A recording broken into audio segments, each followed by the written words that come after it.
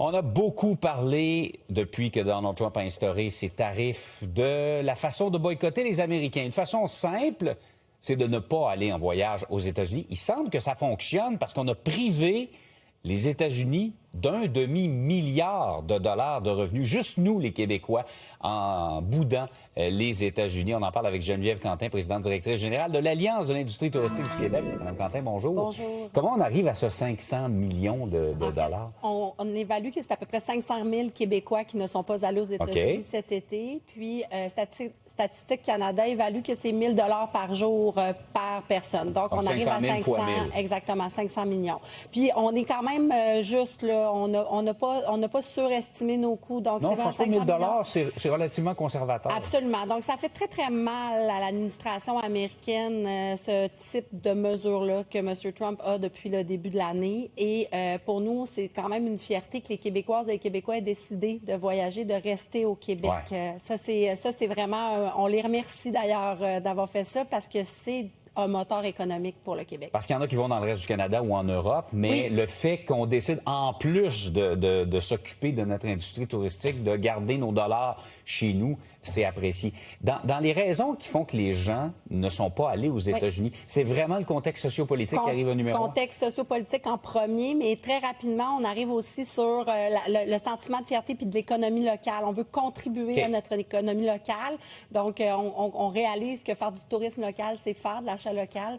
Donc, des 50 de Québécois qui ont décidé de ne pas aller aux États-Unis, là, le 500 000, on en a plus du 2 tiers, qui sont restés au Québec. Et il y en a à peu près le reste qui était un peu au Canada et dans le reste du monde, bien entendu. Mais c'est quand même un bon nombre de personnes qui ont voyagé au Québec, qui ont pris leurs vacances ici. Mais pour être clair, c'est le contexte, c'est Donald Trump qui fait en sorte que les gens disent, d'abord, j'irai pas aux États-Unis. C'est pas nécessairement la faiblesse de notre dollar. Non, ça arrive plus loin. Ça vient, mais le premier, c'est le contexte sociopolitique. Okay. Le deuxième, c'est vraiment de contribuer à notre économie locale. Puis il y a vraiment un sentiment fort parce qu'en plus, ça devient le premier produit de boycottage avant l'alimentation, avant les vêtements, avant les plateformes numériques.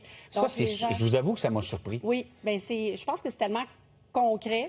On se dit, on prend nos vacances, on va à quelque part, on se déplace, on va vraiment physiquement dans un autre pays. Bien là, on décide de rester ici puis de contribuer à notre économie puis de redécouvrir notre Québec. T'sais, on se rappellera qu'en pandémie, en 2020, on n'avait pas le choix. Là, l'industrie touristique s'est préparée à avoir des mannes de touristes. Et là, vraiment, on a un taux de satisfaction, d'ailleurs, des Québécois qui sont restés au Québec de 92 %. C'est pas rien. Donc, les gens sont contents d'avoir passé leurs vacances ici. Ils sont fiers, ils ont eu du plaisir. Donc, on pense que ça pourrait faire du chemin pour les prochaines années aussi. Oui, parce que c'est bien beau de dire les gens restent ici, mais est-ce que ça va rester ou dès que les États-Unis vont avoir une position plus favorable au Canada, on va retourner et on va délaisser notre industrie? Il va en avoir. Il y a toujours eu 20 à 25 % de gens qui sont allés aux États-Unis dans le courant de l'année. Okay. Donc, tu sais, nous, on ne juge pas les gens qui vont aux États-Unis. Ce qu'on dit, c'est que c'est bien de rester ici. D'ailleurs, le Canada, dans son entièreté, pendant l'été, a eu une année record. C'est plus de 60 milliards de dollars qui ont été dépensés dans l'industrie touristique au Canada. Il faut se rappeler qu'au Québec, à l'instar de l'aéronautique, de l'aluminium, des minerais de fer, on est le 4e produit d'exportation. L'industrie touristique, on génère 4,4 milliards de dollars en devises étrangères. Et c'est une opportunité parce que les touristes étrangers qui allaient aux États-Unis ont aussi décidé, probablement à cause du contexte sociopolitique, de ne pas aller aux États-Unis, mais de venir en Amérique quand même. Donc, ils sont venus au Canada, ils sont venus au Québec.